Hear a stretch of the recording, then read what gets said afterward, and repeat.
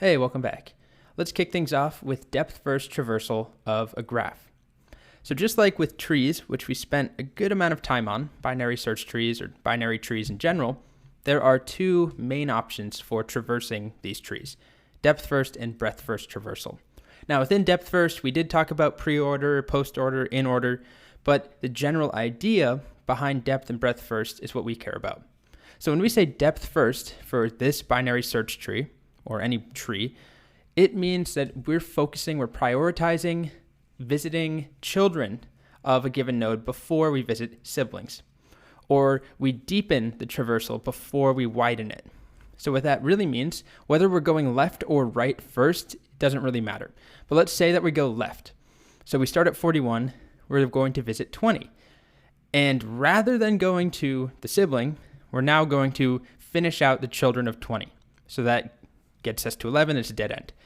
Go back to 20, finish out the children, now we hit a dead end. Now we go back and visit 20's sibling. And then we keep doing that. So we prioritize deepening of the traversal rather than broadening, rather than widening. So that's depth first. But in this section, we're talking about graphs that are not trees.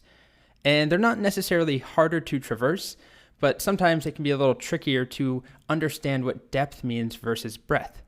Because it's easy on a tree where we have a clear direction down, or it depends, how it's drawn. Sometimes you see trees drawn upwards from the root, but however it's drawn, there's a clear path through that tree. There's one root, and then you descend away, or you ascend away, or whatever it is, you're moving away from that root. So depth first means moving away from the root. When we talk about a graph, a more general graph like this, and this is a directed graph. Unfortunately, this website doesn't let me do undirected graphs and traverse them. But anyway, let's say that we pick one of these vertices. There is no root node like there is on a tree. But let's say we're going to start at 0. What does it mean to do depth first traversal from here? Well, really all that it means is finding one neighbor, following one neighbor, let's say 1. But there's actually 3 neighbors. We have 6 and 2. Let's say we follow 1, and then we continue to follow the neighbors of 1 before we visit its siblings. And when we say siblings, it's kind of different than a tree because they're not necessarily on the same level.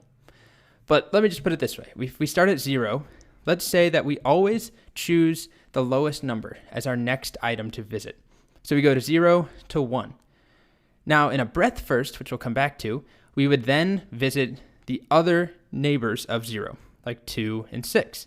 But in depth first, we're going to go 0 to 1 to 5, and then come back to 1 and go to 6. And then from 6, we visit its neighbors, like 7, and then 9, and so on. Rather than a breadth first, where we're going to visit 0, 1, 2, 6, all of 0's neighbors first before we visit 1's neighbors and 2's neighbors, and so on. So let me show you a little animated diagram I put together. Here's a simpler graph. There is no, root node that we start from by default, but let's say we're doing a depth first traversal starting from A. We want to explore as far as possible down one branch before we backtrack. Again, we have to decide the order we're going to visit things in. So if we have A, there's 2 neighbors. Which one do we visit first? Well, let's just go with alphabetical order to keep it consistent. These are both neighbors, and we could visit either one first. But let's say we're going to visit alphabetically, so we start from A, and then we visit B. Now, if this were breadth first, we would then go back to A and visit E. But depth first means we're now going to explore B's neighbors. So let's pick a neighbor. Alphabetically first, we have C. We could do D, but let's do C to be consistent. Now from C, we have 2 neighbors. And we've already visited B, so this is an important idea. We have to remember where we've been. Otherwise, we could just go back to B. So we've done B, so that leaves us D. Now from D, we have 2 choices. And if we're going alphabetically, we're going to go to E and then to F. Now that order doesn't really matter as far as depth first. These are both neighbors to D, but it's just helpful for us to kind of have a concrete order if we're just doing alphabetical.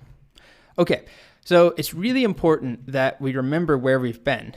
Otherwise, we would go from A, let's say we go to B again. Well, B has 3 neighbors, C, D, and A. And if we don't remember we've already been to A, what's stopping us from just going back to A, and then going back to B. If we're always picking the earliest alphabetical, the lowest alphabet, A and then B, we'd get stuck. So here's another example. A slightly different graph. I know it's the same nodes, the same vertices, but different edges. If we start from A again, if we're doing lowest alphabetically, we would go to B. And then from B, we only have one choice. We go to D. Now we have two choices. Which one do we go to? Well, if we're doing alphabetically first, we go to E.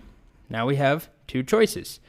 There are three edges, but we know we've already been to D. So do we go to C or F? Well, if we're doing it alphabetically, we go to C. Now, from C, it's a dead end. We visited A, we visited E, so we go back to E. And now we have to finish E, we have F. And then we're done. So here's one more, it's the exact same graph actually, same animation, but down here, I'm displaying our adjacency list. So you can see A is connected to B and C, and that's reflected here. And I do have things listed alphabetically first.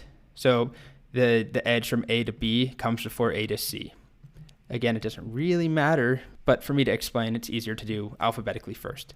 Okay, so if we look at what happens from A, we start at A, and we visited A, so we're going to cross it off, meaning that anytime we see A as a adjacent node, we're going to ignore it. So we look at A, and we see that there's two edges, two vertices. So we could go to B or C, and we'll just take the first one. We go to B.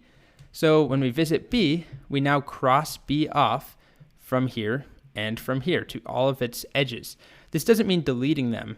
It just means that we're going to remember, I've already been to B, so ignore it next time we see it. So we get to B, which is right here, and we see that it has two edges, A and D, but we've already been to A, we cross that off. So now we go to D, and we cross D off because we've been there. It has three edges. We cross D everywhere. So now at D, we look, well, there's three choices, but we've already been to B, so we'll go to E next. And we cross off all those E's. Now we go to E. Where should we go from E? Well, let's go to C. Okay, so we go to C, and we cross all those C's off. And now we go back to E where we were last, and we've already visited C, we've already visited D, now we need to visit F, and we're done.